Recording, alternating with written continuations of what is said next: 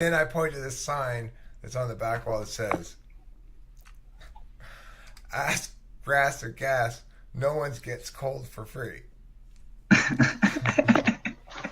That'd be awesome, dude. Yeah. And then you go, what's this? $27? Well, that's your air conditioning fee. You think this cold air comes out of here for nothing, or what? You think I just make this place cold for my own just fun, or what? I'm a businessman. The sign's right there. You could have sat in the hot box when you were talking to me, but you sat in the regular seat. Yeah, but that's the thing. Exactly. This business has to have a like sealed room that has no air conditioning. And Yeah, it's just a big window. It's like lined with plastic or something. Yeah. It has a little sign on it that says normal seating, and then over the seat for the air conditioning is VIP seating. You chose the VIP seating, okay? You had to know that was going to cost you something. It's VIP. You can't even. Your desk isn't even in the hot room there. How could you even deal with me? I've got an intercom.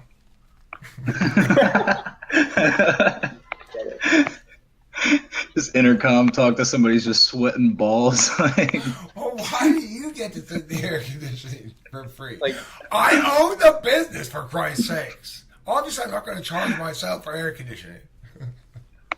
What kind of argument is this? Listen, motherfucker, I got to do business in this building. Obviously, I need air conditioning. your body heat's warming up the air around me. That costs money.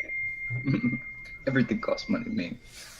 Let me check my carbon dioxide meter here. Oh my gosh, you've increased the amount of carbon dioxide in this room by a substantial amount, mister. You're about to incur another fee. You better pay that first fee before you incur more fees. Yeah. At this point, you can't afford the air conditioner you came in here to buy. So I suggest you start. And then they start working for you, and you have a whole slave labor force. You gonna stand in that fucking hot box. If you're gonna stay in here and keep bitching about me, you're gonna do it in the hot box. All right? You are in debt to me. Be off to here, mister.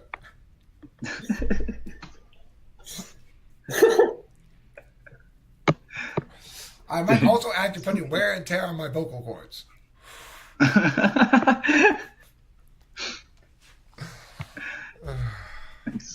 There's so many good skits you can get from this place, I swear. You guys watch Nathan For You? Nah. Okay, you would love that show. It's pretty much what you just did right now. It's like this guy, it's on Comedy Central. He just has all these business ideas that he'll give to business owners, but they're just so ridiculous. I But then the got business a owner, bunch of them too. That does sound like what we do around here. I got a shit ton of business ideas that are ridiculous too. So he actually talks to real business owners and says, "Do this." Like, okay, what you need to do is put more trash cans here, like right in the middle, right here in the middle. Because the problem is people aren't throwing trash. It's too hard for them. That's why they're not coming to your restaurant. They sit down, they got some trash, they don't know where to put it. There's no trash cans. So you put like 6 trash cans in the middle of the restaurant. Between every table, put a big ass trash can. People will want to come here. No, what you should actually do is you just put a giant hole in the ground that's just an incinerator. So people can walk in it. You don't put any guardrails, of course. Why would you do that? No, I don't need that. Yeah. Screw government Waste regulation. of money. We need an open incinerator right here. I know it's going to be kind of hot for these booths that are right next to it. But for everybody else, it's going to be good nice during in the winter. you're one of those hibachi places where they cook in front of you. And when you're done, you throw the trash under the stove thing. Incinerator? They should have a little trough of lava underneath your table, so you can just you just toss it at your feet and have it go.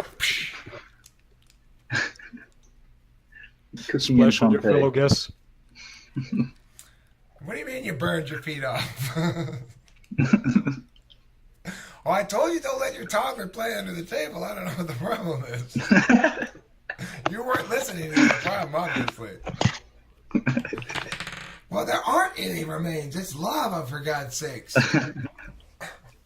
It's the beautiful thing about Side lava. effects may include third-degree burns, blood boiling.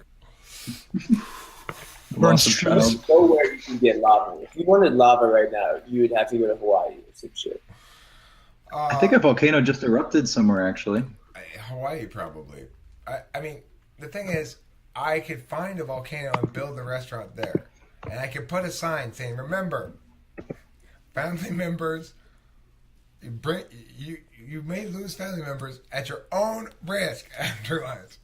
We are not liable for children who fall in the lava. That should cover my ass. That should be fine. Just have a little child's height guardrail. Like Yeah, as long as they sign something, I think it'd be fine. Yeah, the signs just say, remember, molten lava is hot! Exclamation point. You'll put a scary teddy bear to ward them off. You'll see it'll have like an eye message or something. The kid won't want to go towards it. Boom. Yeah, we'll put little toddler-sized signs under the table going, whoa there, buddy! Mr. Bear says stop. Hold on there, partner. Mr. Bear says stop. This lava is hot.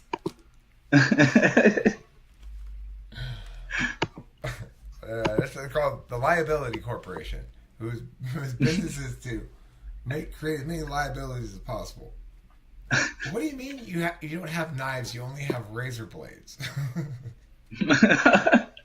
Here at Liability Restaurant, you are served razor blades and toothpicks to eat. That way it increases the chance of you cutting yourself while cutting your food or stabbing your mouth when you're putting food into your mouth. All of our beverages are served at an active boil. Special discount on molten magma. Yeah. We've got real magma underneath the tables. Plus, we've never once sprayed for black widows. So there's probably a bunch of them around here because you know how those things are. Is this a piece of glass in my burrito? That's not a burrito, ma'am. I don't know what you're eating. You gave it to me. Yeah, well, I gave it to you, so then you should eat it.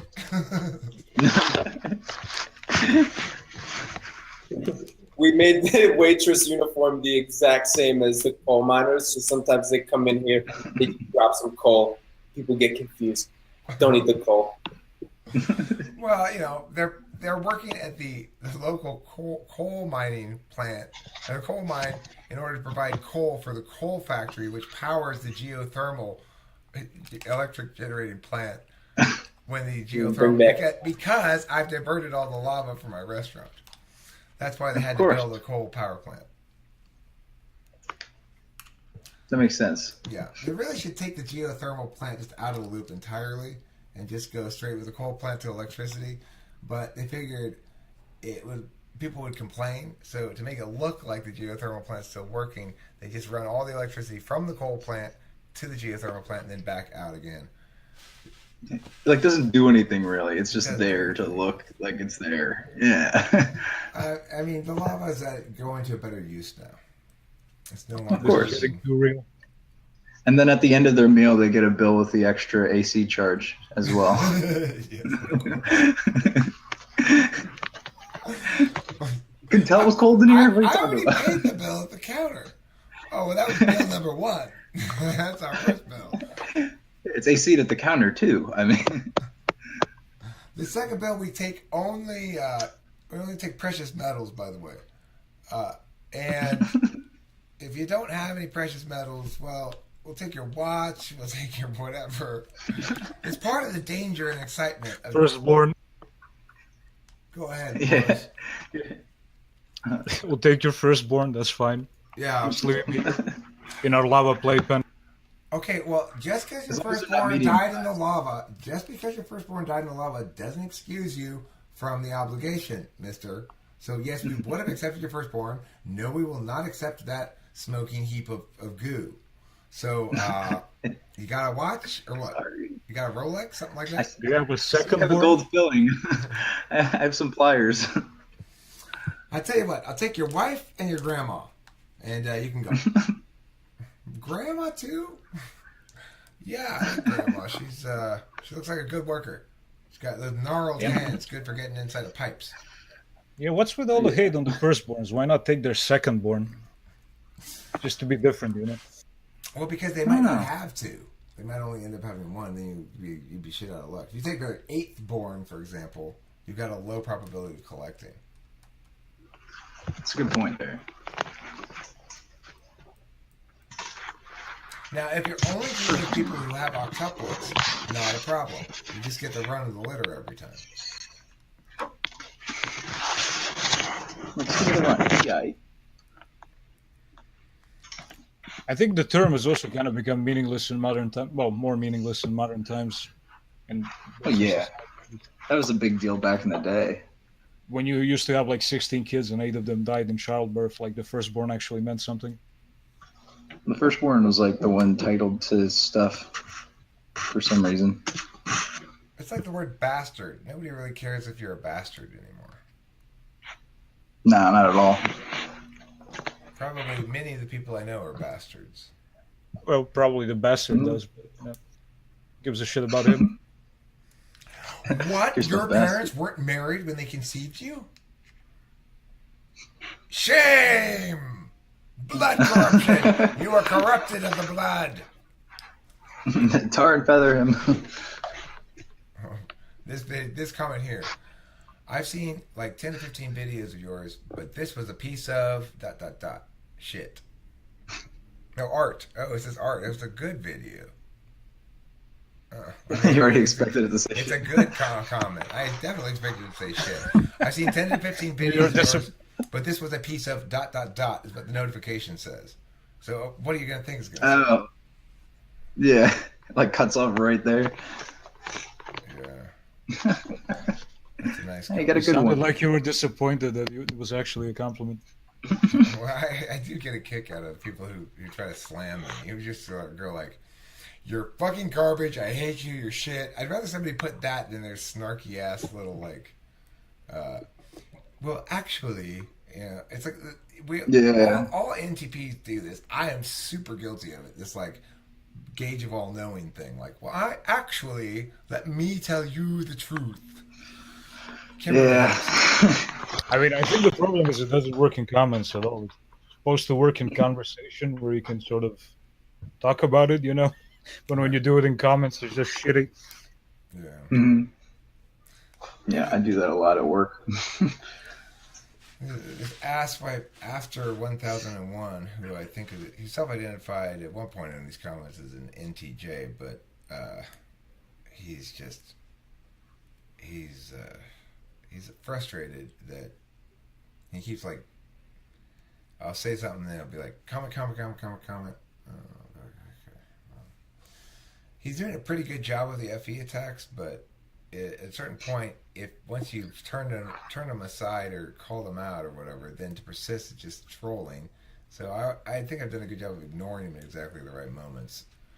But anyway, he's done a good enough job of making me talk about it. I'm talking about him right now, so he's done a good job in that capacity. Yeah, you can't feed the trolls too much, you know? Yeah, I have found... tried it much, but I haven't really found any like meaning out of comments. I've never had a meaningful conversation with comments of any kind, not even like the slightest variety of it. I learned something from this troll guy that I'm talking about right now, which was let's see if I can find it. It was interesting. Your sample size is a lot larger, to be fair. That's true. But this guy mentioned something. I can't remember what it's called now. I wish I did. Now I'll remember it after this. Let's see. Okay.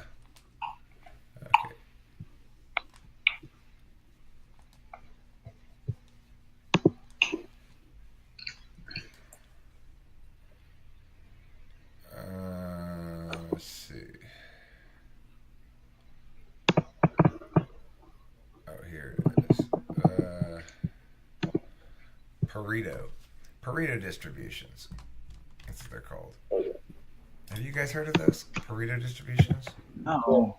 Peterson talks about that a lot. Yep. Boris, what do you say? What is that?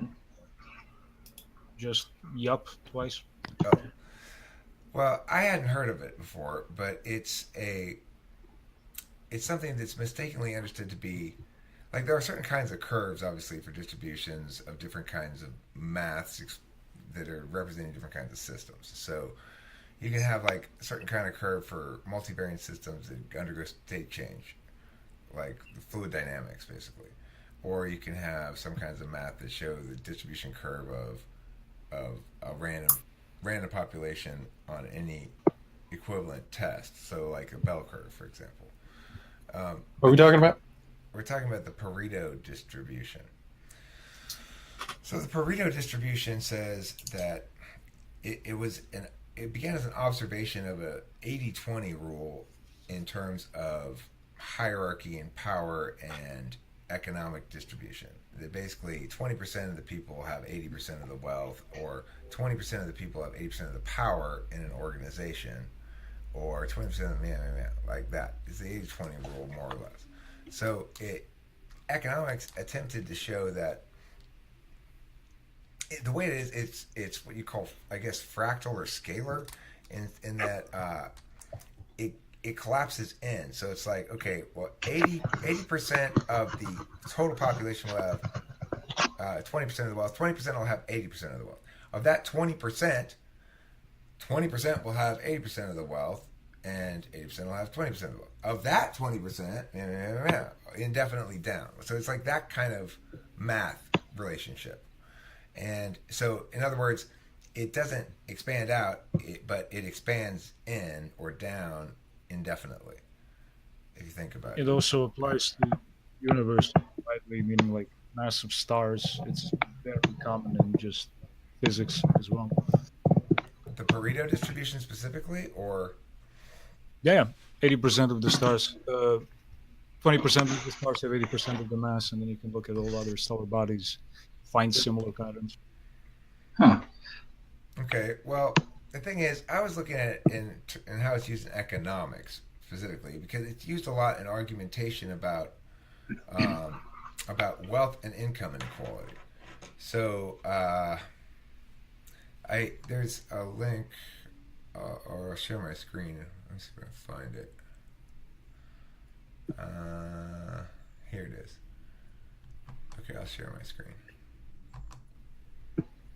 This paper here I was reading after I think he mentioned it first. I actually saw the Pareto distribution in somebody else's response to him, challenging his interpretation of it.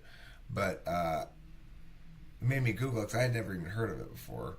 And this, like the abstract here, explains a lot. It says a strong empirical regularity is that firm size and top incomes follow a Pareto distribution.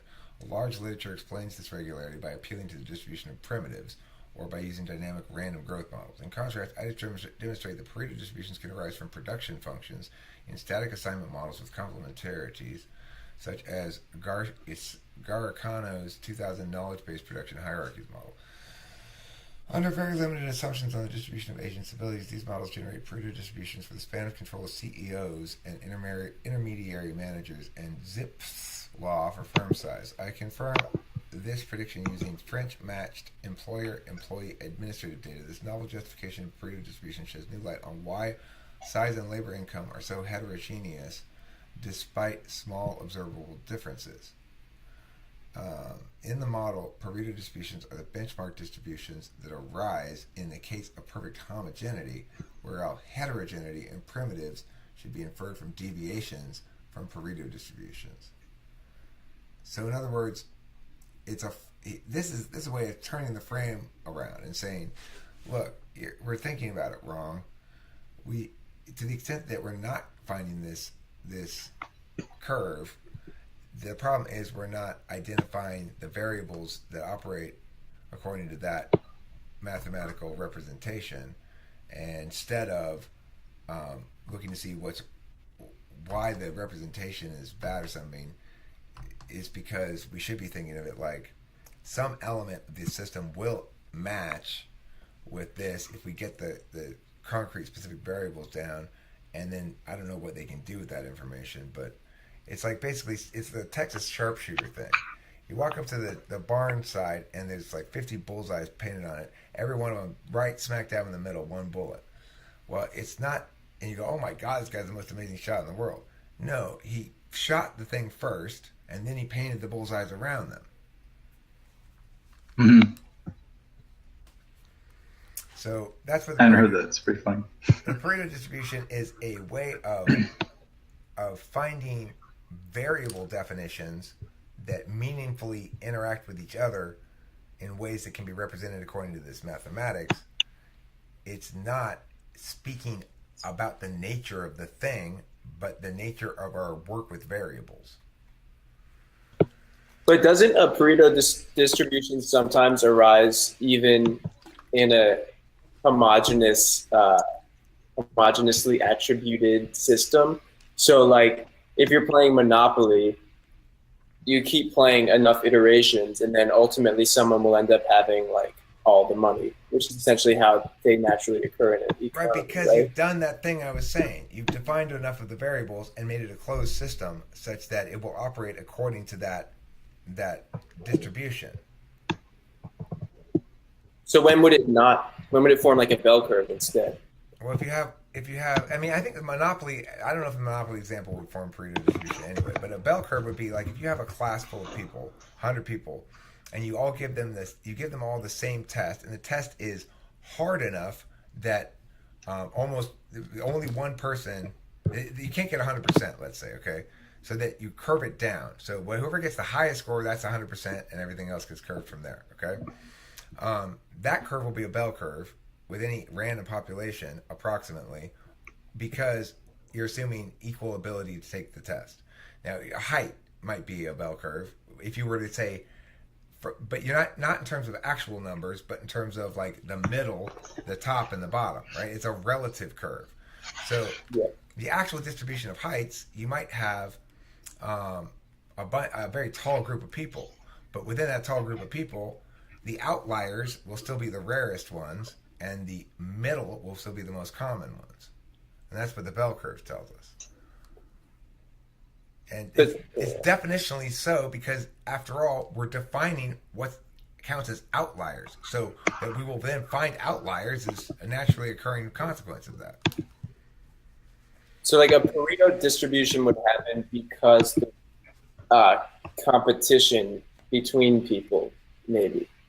Is that why? Because like with height, there's obviously one person's height doesn't affect the other person's height. I guess you could explain it with rich get richer. Fairly successful. Shane, you're very noisy. Can you mute when you're not talking, please? Yeah, sorry, I didn't know it was noisy. You just shuffle around a lot. You're like, here, it sounds like you're, settling into an airplane seat. Anyway, so what did you say, Boris? Yeah, I said you could sort of understand the Pareto distribution. That's how it was first explained to me, as just the rich get richer, and then therefore you get that distribution. It's also just a basic thing in statistics. It's sort of. Yeah, but why does it happen? Okay, well, I think it's a naturally occurring phenomenon of us defining things. So it's like in other words, if there's in any given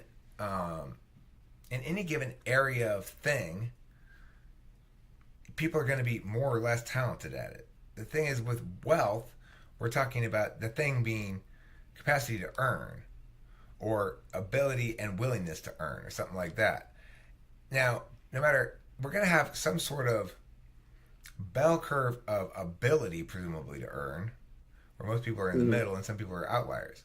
But because of the nature of earning, as opposed to other things, or maybe it's true for all things, the people who are best at it end up being much better at its outcomes than the people who are good at it are better at its outcomes. You know what I'm saying? One explanation I heard was like, let's say you start in elementary school and you're just like a tiny bit better than your peers.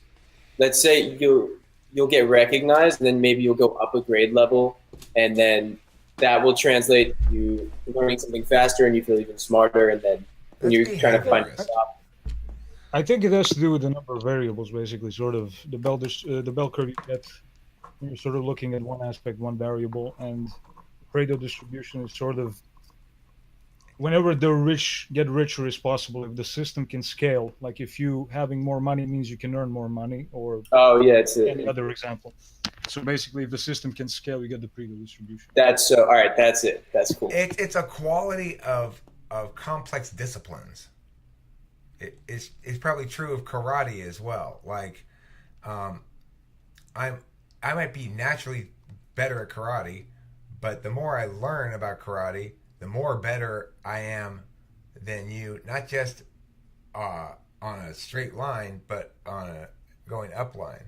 You know, going up or down, or you know what I'm saying. It kind of seems like the Pareto thing kind of comes from the outliers. Like when businesses, 80% of your business comes from 20% of your clients. Well, those 20% are the outliers. Possibly could be the outliers that you're talking about in like It has the bell to do curve. with also like iterating, meaning the scaling comes from it repeating over time. So it's not just one instance of sort of, when you look at any kind of bell curve distribution, you sort of look at taking one test and then mapping it out into a bell curve. If you do multiple tests, and if anybody who wins a previous test gets an advantage on the next test, you're going to get a Pareto distribution.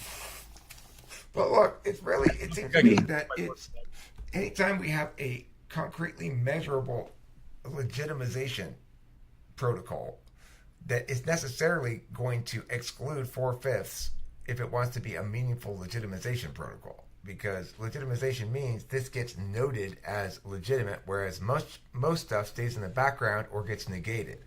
So in that sense, having a meaningful measuring matrix, such as counting money, how much money do people make or whatever, that necessitates that the legitimacy thing, for it to stick, it has to have that 4-to-1 ratio.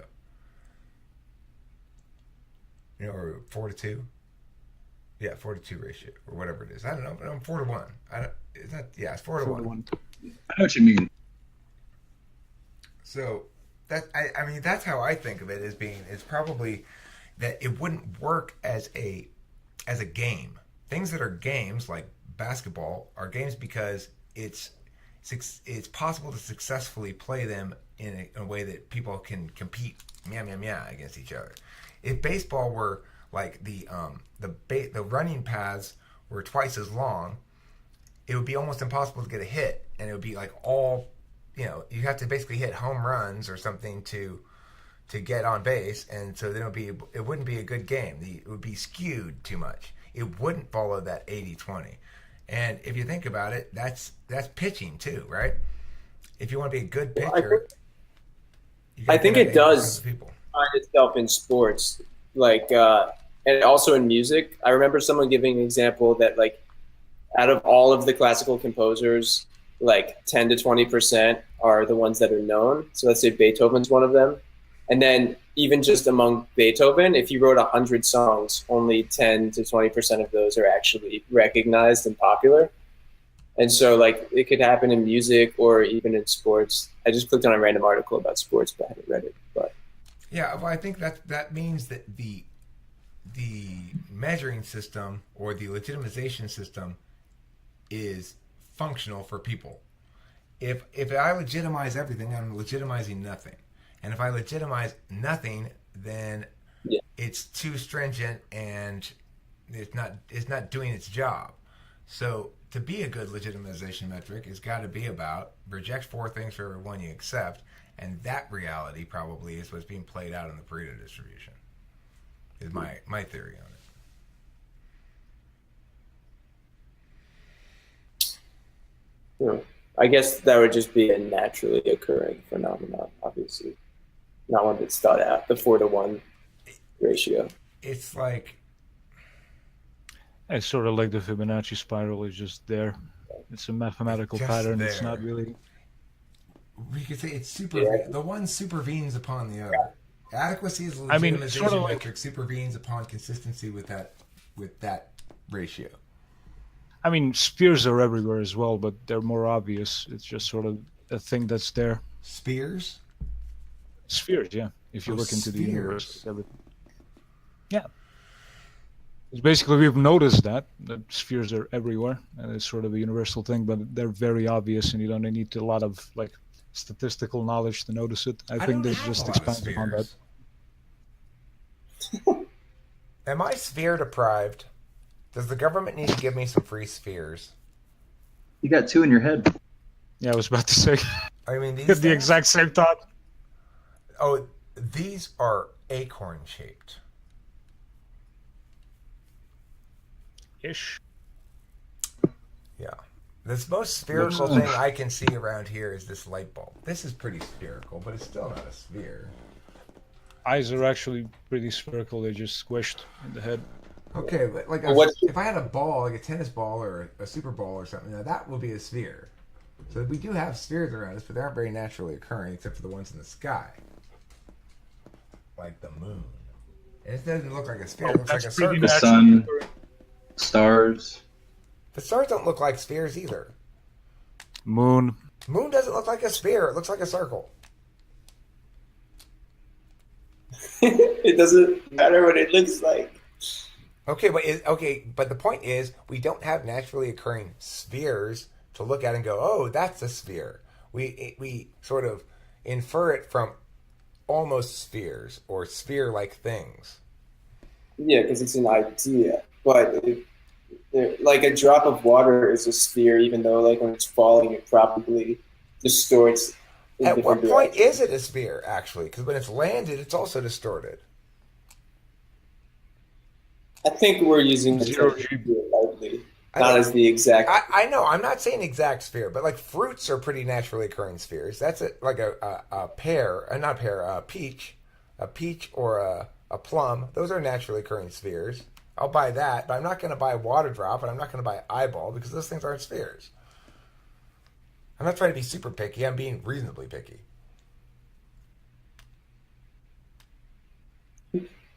Well, from a physics perspective, if no forces are acting upon them, they're spheres. Sort of the essence of the object, I guess you could call it. Not to sound too Markian. Castro, I'm going to concede pears are not spheres. Okay, you got me there. I misspoke. I don't know why I said pears first. Pears are not spheres. I concede the point. I'm wrong about that. Pears are pear-shaped. Is there another word for pear-shaped? There probably is a very complex mathematical Greek name that I don't know. I mean, you know you're an important fruit when you have a whole shape named after you. You'll notice they don't call strawberries triangle fruits. Don't make me look this up, Eric. Nor do they call pyramids three-dimensional strawberries. Orange is just the orange. They didn't even take into account that they could have called it a sphere. Talk about lazy, right? Yeah. It's like you see some new red fruit, and you're like, what do you think we should call this? Red? No, I didn't say what color was it. I said, well, what do you think we should call it? I'm thinking razzleberry. Apple used to mean fruit. Huh? The word apple was the same as the word fruit. Oh yeah, because the Bible. Okay, I've got to go, you guys. I've got to help Kimberly with the important work of finding her phone. Peace out, man. Fun. Peace out, Good luck. as the young people say.